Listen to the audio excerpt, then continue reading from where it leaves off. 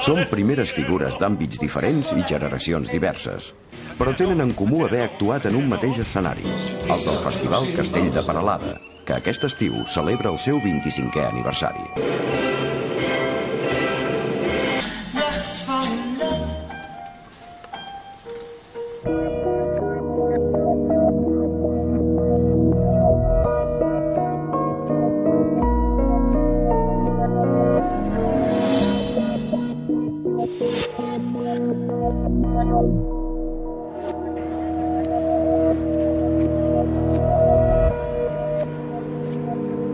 Aquestes imatges tenen 25 anys.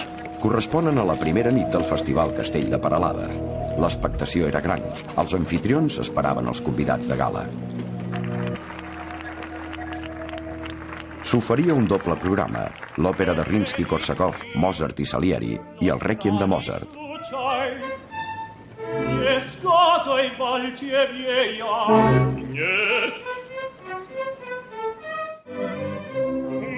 Antoni Ros Marvà va dirigir l'orquestra i la gran protagonista va ser la veu de Montserrat Caballé.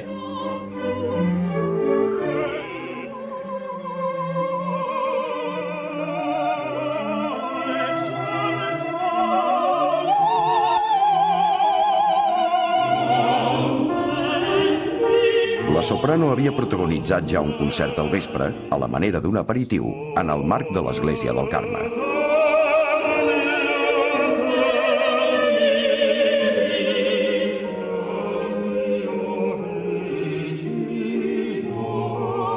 Yo me emocioné muchísimo. Pensé, ¿cómo es posible? Pensé mucho en mis padres, fíjate. Pensé que eran ellos muy emprendedores y con ganas de hacer cosas que posiblemente serían felices y desde el cielo viéndolo. Pensé, la verdad. Esto me dio más fuerza para continuar. Yo ahora que soy presidente de la Asociación de Festivales Españoles, FES Clásica, yo sé lo dificultoso que es crear y arrancar un festival. Y nosotros tuvimos la suerte de que ya el primero cantaba Montserrat Caballé y que ya vino la reina, con lo cual tuvimos mucha repercusión y muchas más facilidades para poder seguir luego los 25 años.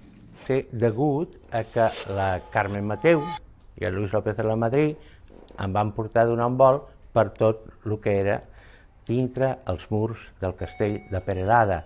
I quan vaig veure aquests llocs, que eren molt macos per poder-hi fer música, va ser quan els hi vaig proposar. Al principio mi marido y a mí se nos hizo como, yo qué sé, como el Himalaya. ¡Qué cosa tan grande! No, todo está preparado, ¿por qué no? Bueno, empezamos a trabajarlo y al año siguiente lo pusimos en práctica. Mira, desde todos 25 años que han pasado. Des del primer moment, Peralada va voler ser internacional. Lo fàcil és fer en un festival la Bohème, la Madame Butterfly i la Traviata. I saps que si tens el repartiment no t'has de preocupar de res. Però això es pot veure a molts llocs. El que ens convenia era tenir un públic internacional que vingués al festival a veure aquestes delicatessen, si es vol buscar una paraula, musicals i especials que no es podien veure a altres festivals.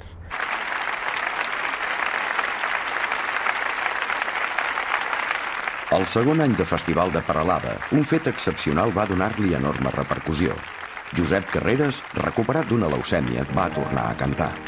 El concert, retransmès per Televisió Espanyola, es va veure a 40 cadenes més de tot el món. Davant d'un públic internacional i acompanyat pel pianista Vincenzo Scalera, Carreras va interpretar cançons com aquesta de Tosti.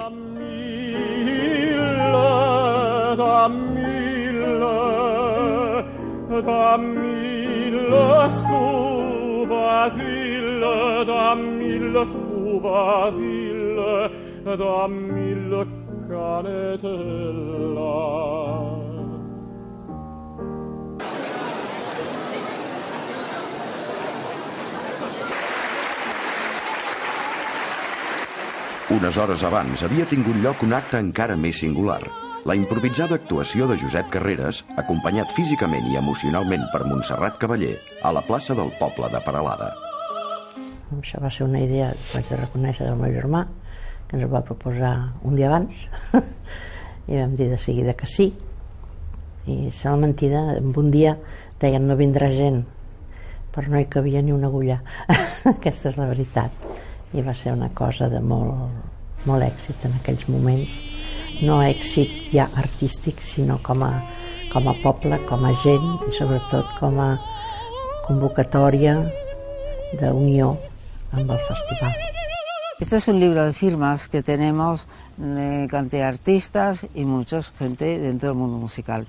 Por ejemplo, en esta página, Montserrat Caballé. A tanta dulzura solo cabe decir gracias, amiga mía, Montserrat Caballé. Bonito, ¿eh? Espectacles.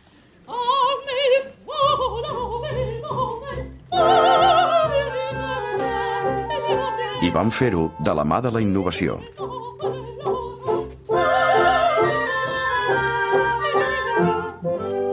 La importància del Festival del Castell de Peralada és precisament la seva entitat, la seva firmesa en poder oferir del punt de vista musical les obres més esperades, que no per conegudes, sinó l'entitat d'oferir noves obres i noves produccions i nous concerts, i això ha fet possible que el nivell anés a quotes molt altes, no?